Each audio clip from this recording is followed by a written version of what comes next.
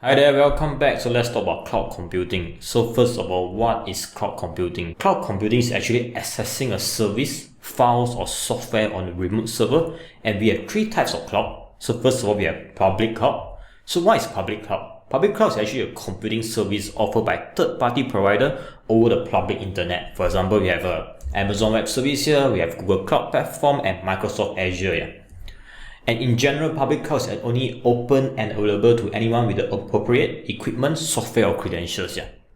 And the next will be private cloud. So what is private cloud? Private cloud is actually a computing service offered either over the internet or a private internal network here. So it's only available to selected users, but not the general public. And it's actually a dedicated system only accessible for and from the organization. So you can think of it this way. Private cloud is only available to a certain organization.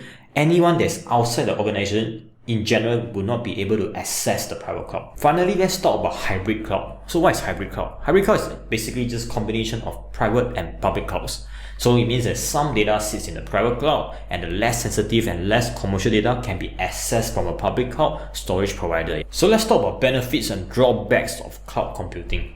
So what are the benefits? The first benefit is that it can be accessed anywhere with internet access. So as long as you have internet, you can always access your cloud computing. You do not need to install security, and the security could be better because there's a bunch of team members from the security team working on the cloud infrastructure.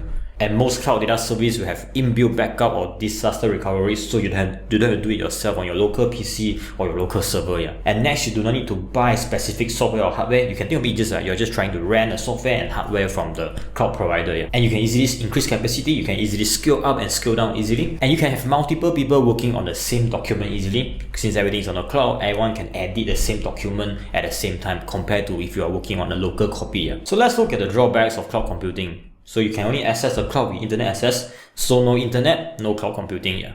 The next is you are relying on someone else to back up and you have no control or backup. So basically you are just relying on someone else and you have to pray that the person is actually a reliable person or organization that will take care of your data. And next, the same reason, you are relying on someone else for security, and sometimes they might have poorer security depending on the cloud provider. And next, you cannot access if the server goes down or the cloud provider goes down. And finally, you may take a long time to upload or download data depending on your internet connection. So these are the main benefits and drawbacks of cloud computing.